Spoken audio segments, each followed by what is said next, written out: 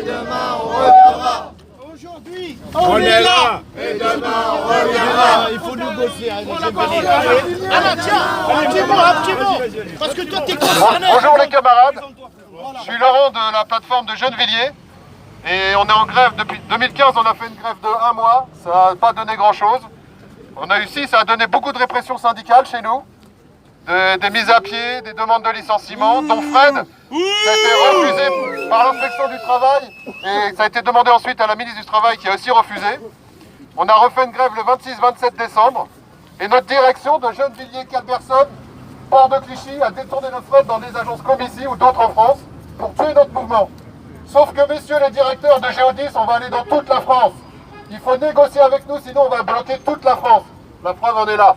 Il n'y a pas gilet jaune, gilet rouge. La lutte, elle est partout. Il faut négocier maintenant avec les salariés. Merci les camarades. Ce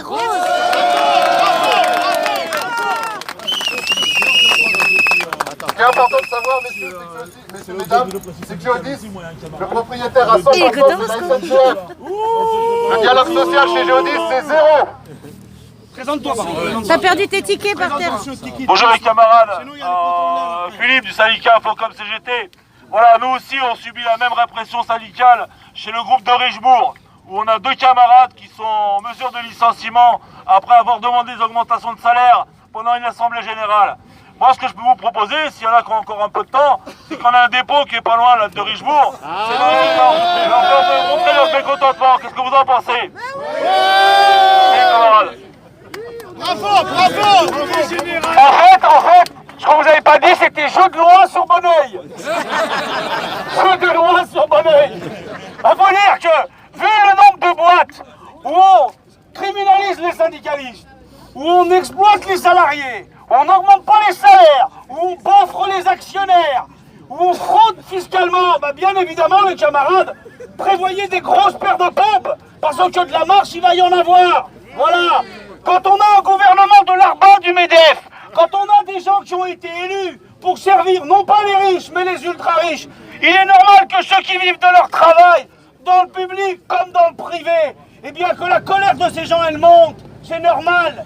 On n'est pas des voyous, on est pour certains des fonctionnaires, des intérimaires, des retraités, des gens en CDI, mais on voit une chose, les conditions de vie sont de plus en plus difficiles. Par contre, il y en a certains qui se baffrent de plus en plus. 57 milliards de dividendes aux actionnaires. Et à côté de ça, on nous dit qu'on ne peut pas augmenter les salaires. C'est incroyable, c'est démentiel. Donc vous voyez, on est venu ici, et les retraités bien évidemment, on est venu pour Amazon. Et puis là, on a des camarades qui nous disent, mais vous savez là-bas, il y a ma boîte, là-bas, il y a ma boîte. Moi, je suis discriminé syndicalement. Les camarades qui nous parlent ici, c'est des gens qui font leur boulot de syndicalistes. Ils sont engagés à la CGT pour défendre les conditions de vie, les conditions de travail. Et à partir de ce moment-là, on leur pourrit la vie. On les harcèle syndicalement sur le lieu de travail, parfois même devant la justice. Mais il faut qu'ils sachent quelque chose.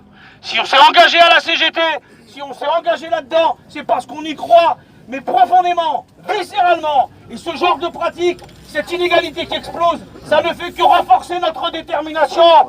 Les camarades, Moi, je suis en direct sur YouTube. fiscale, On a fléau social, fraude fiscale, Fléau social, fraude fiscale, fléau social, fraude fiscale, fléau social, fraude